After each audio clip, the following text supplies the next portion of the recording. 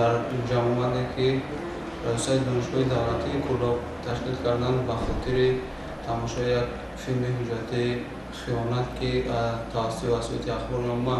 аз амал ва кирдорҳои ҳизби собиқ Наҳзати Исломӣ дар шароити амалкунандаи Ҷумҳурии Тоҷикистон таҳия шудааст, боиси нигаронӣ дар нисбат ба амнияти миллӣ, амнияти давлатӣ дар навбати дигар пеш аз ҳама таҳдид ба амнияти шахс дар ҳудуди Ҷумҳурии Тоҷикистон аст.